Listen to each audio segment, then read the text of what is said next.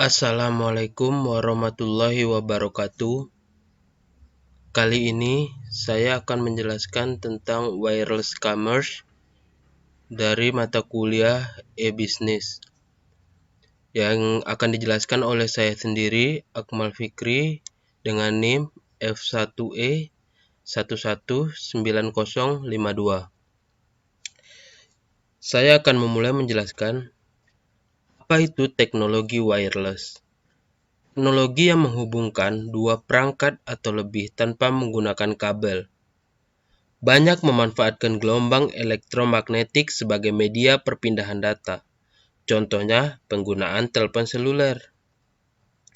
Keuntungan dari wireless adalah tidak perlu pakai kabel, dapat dipakai di berbagai perangkat mobile dan elektronik, memiliki kecepatan transfer data dan dana yang konsisten, dapat diaplikasikan pada jaringan yang lebih luas dari jaringan nirkabel. Kali ini saya akan menjelaskan mengenai dua jurnal yang membahas tentang wireless commerce. Yang pertama yaitu aplikasi mobile commerce untuk penjualan buku pada suatu toko buku berbasis WAP atau Wireless Application Protocol, service dengan media handphone. Link jurnal sudah saya letakkan. Dan yang kedua, analisa penggunaan mobile commerce terhadap persepsi dan kepercayaan konsumen menggunakan teknologi acceptance model atau TAM.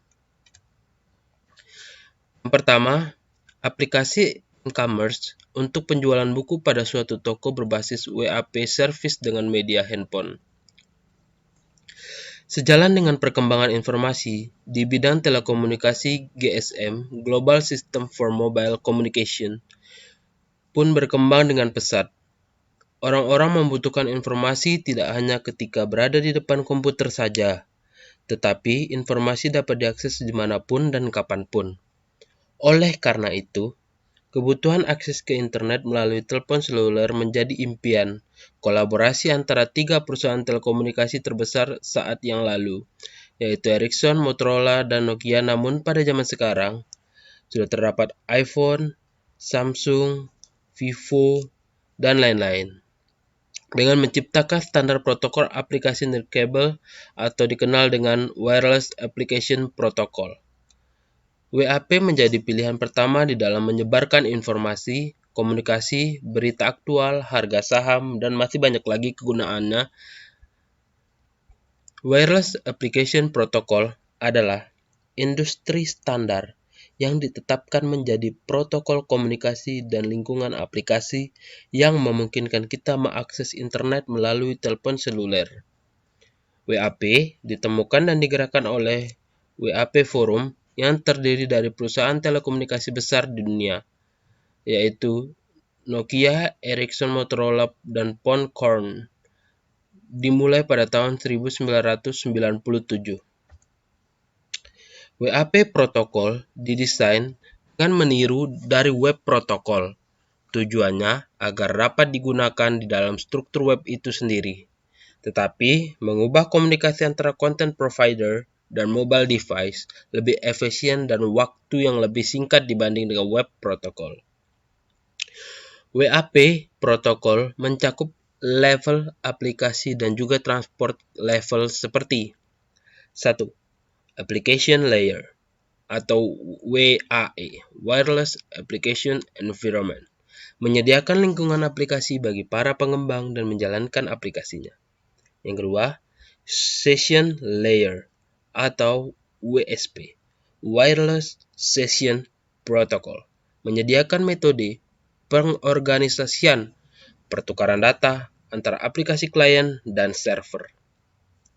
Transaction Layer atau Wireless Transaction Protocol menyediakan metode-metode transaksi berbagai variasi tingkat kepastian transaksi.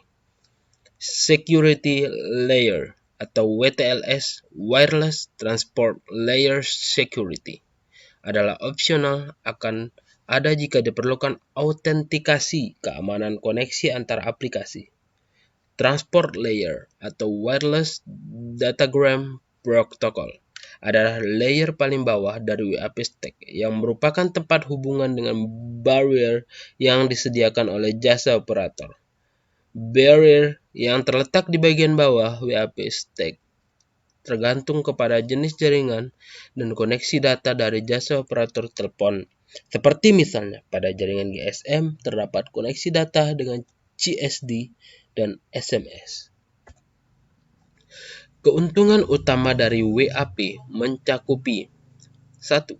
Keuntungan-keuntungan mobile commerce meliputi kepuasan pelanggan, penghematan biaya, dan peluang bisnis baru. Yang kedua, menggunakan mobile commerce setiap waktu di mana saja dengan lightweight device.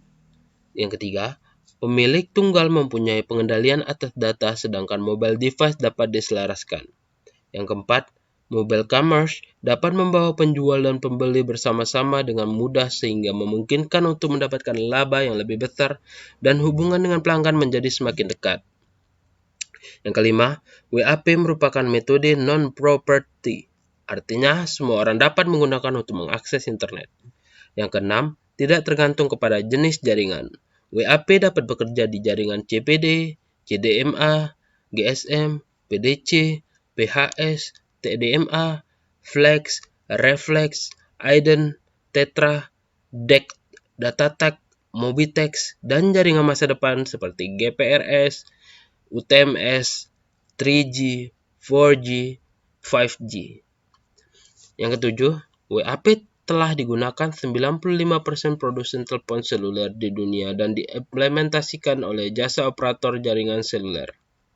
Yang terakhir, WAP adalah protokol komunikasi dan aplikasi.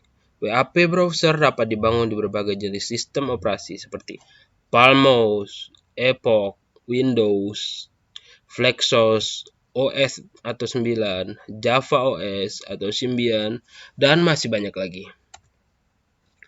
Proses bisnis yang dibuat untuk mengidentifikasi proses-proses yang ada dalam sistem yang lama sehingga mempermudah untuk menemukan kelemahan atau masalah sistem tersebut. Pada jurnal ini dia akan menjelaskan tentang penjualan buku. Maka dari itu, ini adalah contoh tabel sistem penjualan buku pada suatu toko buku.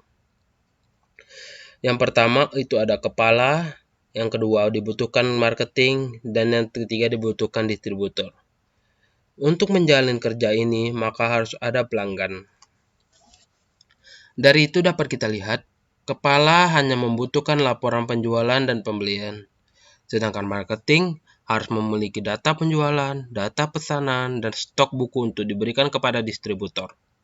Nah, sedangkan distributor itu menggunakan banyak sekali tabel yaitu stok belanja, buku yang dibeli, daftar pesanan, buku yang akan dibeli, stok buku. Nah, pelanggan hanya membutuhkan buku yang akan dia beli, stok belanja hasil yang dia beli, dan buku yang didapatkan dari yang dia beli. Ini semua dapat dimudahkan jika menggunakan aplikasi mobile commerce karena hanya menggunakan satu gadget atau handphone tanpa harus pergi ke toko buku. Dan juga jika distributor mengetahui menggunakan aplikasi handphone, maka dia akan mudah dalam menyetek daftar pesanan, stok buku, dan buku yang akan dibeli. Nah, aplikasi mobile commerce ini tidak hanya mempermudah pelanggan untuk melakukan pembelian buku secara online, tapi juga mempermudah pelanggan untuk mendapat informasi-informasi mengenai profil perusahaan, informasi terkini, dan informasi mengenai yang lainnya. Selain itu, admin akan mempermudah dalam pembuatan laporan penjualan dan pelangganan tanpa harus menggunakan aplikasi word processing dan spreadsheet. Aplikasi ini terdiri dari dua menu utama, yaitu menu utama untuk halaman muka pelanggan dan menu utama untuk halaman muka admin. Untuk menu pelanggan terdiri dari beberapa form, antara lain testimonial, untuk mengisi buku tamu, form daftar pelanggan, mengisi data pribadi untuk menjadi pelanggan, form edit dan data pelanggan untuk mengedit data pelanggan yang telah tersimpan, dan form keranjang belanja untuk memilih produk yang akan dibeli.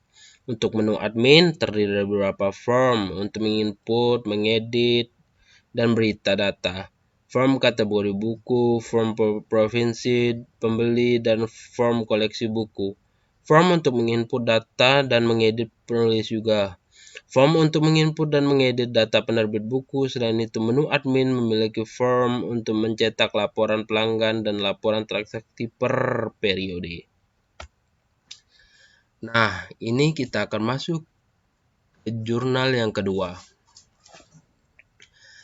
Analisa penggunaan mobile commerce terhadap persepsi dan kepercayaan konsumen menggunakan teknologi acceptance model. Teknologi informasi dalam bisnis sudah banyak diterapkan di Indonesia, terutama dengan hadirnya website jual beli handphone.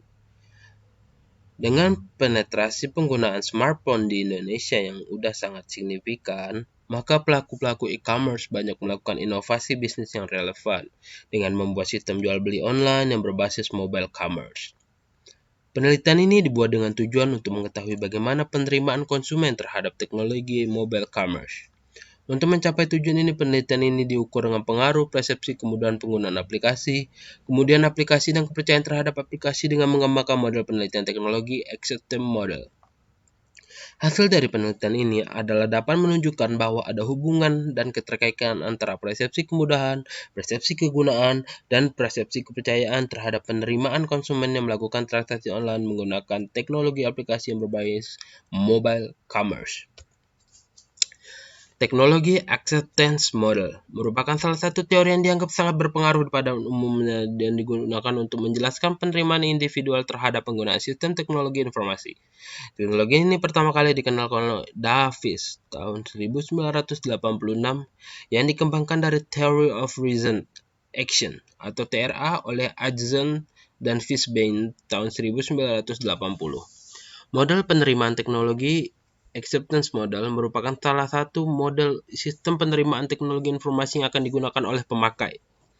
TAM berargumentasi bahwa penerimaan individual terhadap sistem teknologi informasi ditentukan oleh dua konstruk, yaitu kegunaan persepsi atau perceived usefulness dan kemudahan penggunaan persepsian atau perceived easy of use.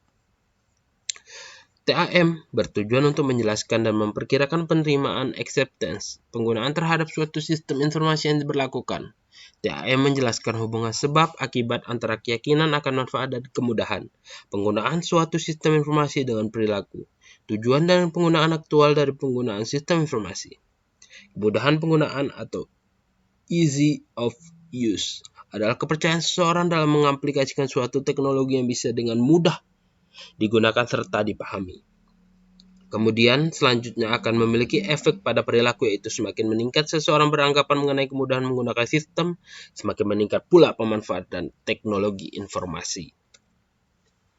Hasil penelitian yang telah dilaksanakan dapat menunjukkan bahwa faktor kemudahan kegunaan yang diperoleh dalam menggunakan sistem informasi aplikasi mobile commerce berpengaruh positif secara signifikan terhadap kepercayaan penggunaan sistem informasi mobile commerce.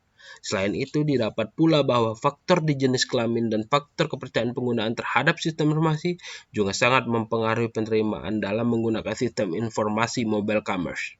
Jadi, dapat disimpulkan bahwa wireless commerce pada zaman sekarang sudah sangat berkembang dengan pesat dan sangat banyak digunakan oleh banyak pihak. Sekian dari saya. Mohon maaf bila ada kesalahan. Wabillahi taufiq wal hidayah. Wassalamualaikum warahmatullahi wabarakatuh.